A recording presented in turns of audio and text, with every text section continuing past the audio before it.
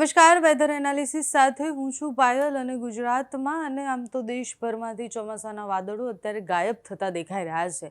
એટલે મહારાષ્ટ્રમાં જો સારી રીતના ચોમાસું આગળ વધે અને ત્યાં સારો વરસાદ પડે તો પછી ગુજરાતમાં ચોમાસું ક્યારે પ્રવેશે એનો પ્રશ્ન આવે છે. પણ અત્યારે તો મહારાષ્ટ્ર પરથી પણ એ વાદળો જે છે એ ગાયબ દેખાઈ રહ્યા છે.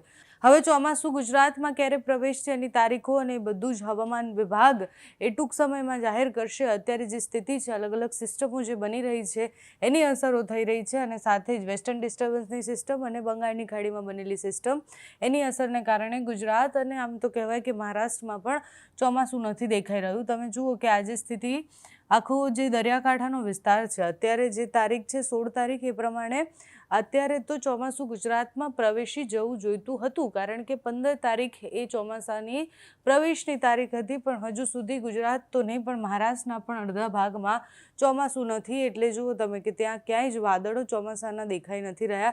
દરિયાકાંઠાના વિસ્તારમાં છૂટોછવાયો વરસાદ પડી રહ્યો છે. મધ્યમ વરસાદ છે એ નીચે તમે જુઓ કે કેરળથી લઈને કર્ણાટકથી લઈને કોકણથી લઈને પછી ઉપર મહારાષ્ટ્ર સુધી બધી જ જગ્યાએ એક તરફ ખેંચાઈને આવ્યો છે. એની અસરો છે. બાકી અત્યારે કેરળમાં બી વધારે વરસાદ હોવો જોઈતો હતો, કર્ણાટકમાં પણ એટલો વરસાદ પડવો જોઈતો હતો, પણ એ નથી દેખાઈ રહી સ્થિતિ.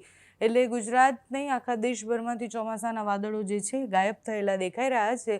અલગ અલગ જે સિસ્ટમ બની રહી છે અને કહેવામાં આવ્યું હતું કે સુપર અલ્નીનોની જે અસર છે એ પણ થવાની છે. અત્યારે તો આપણું ચોમાસું ક્યાંક રોકાઈ ગયું છે, આસપાસ તો જરા પણ નથી, દૂર અત્યારે દેખાઈ રહ્યું છે ચોમાસું. ગુજરાતમાં જે અત્યારે નિર્ધારિત તારીખ હતી, એટલે આજ 15 તારીખે બેસવું જોઈતું હતું, એ 15 તારીખે નથી બેઠવું. એવી આગાહી હતી કે 1-2 દિવસ મોડું બેસે, પણ 16-17 તારીખની આસપાસ બેસી જશે. પણ એ સ્થિતિ અત્યારે નથી દેખાઈ રહી, કારણ કે 17 તારીખે પણ ક્યાંય વાદળો પણ નથી. એટલે જે વરસાદ પડવાનો છે સિસ્ટમ આધારિત છૂટોછવાયો વરસાદ પડવાનો છે. બાકી ચોમાસું ક્યાંક ગાયબ છે અત્યારે તો.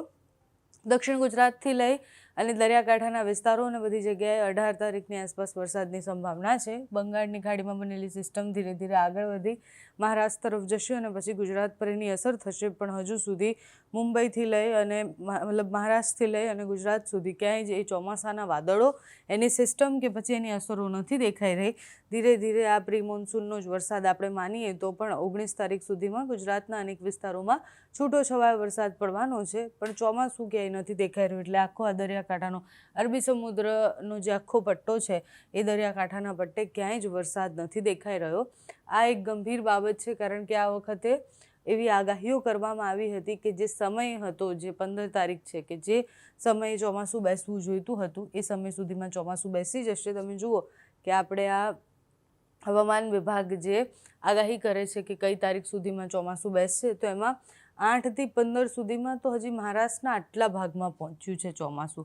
એટલે હજી મહારાષ્ટ્રનો આટલો ભાગ કવર કરવાનો છે, એના પછી એ ગુજરાતમાં પ્રવેશે.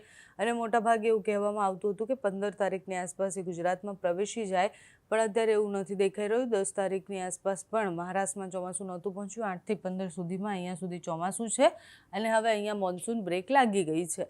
આ મોન્સૂન બ્રેક લાગેલી છે એને કેવી રીતના ધક્કો મળે છે કે પછી કઈ સિસ્ટમના આધારે એ ચોમાસું આગળ વધે છે એ પણ જોવાનું રહ્યું. અત્યારે તો ચોમાસું આપણું અટવાયેલું છે. ગુજરાતમાં હવે ક્યારે ચોમાસાનો પહેલો વરસાદ પડશે એની આગાહી હવામાન વિભાગ સારી રીતના કરી શકશે. પણ અત્યારે તો ઘણા બધા વિસ્તારોમાં છૂટોછવાયો વરસાદ પડતો હશે પ્રી મોન્સૂન એક્ટિવિટીના ભાગરૂપે, અને સાથે જ વેસ્ટર્ન ડિસ્ટર્બન્સની સિસ્ટમ પાકિસ્તાન તરફથી જે આવી રહી છે એની અસરને કારણે વરસાદ પડતો દેખાઈ રહ્યો છે. એટલે બહુ જ બધા વિસ્તારો એવા છે, દક્ષિણ ગુજરાતથી લઈ મધ્ય ગુજરાત અને સૌરાષ્ટ્રના ભાગોમાં વરસાદ પડે તેવી સંભાવનાઓ છે. બાકી ચોમાસું જલ્દી જ પ્રવેશે અને મહારાષ્ટ્ર કવર કરી અને ગુજરાતમાં આવે એવી આશા રાખીએ છીએ.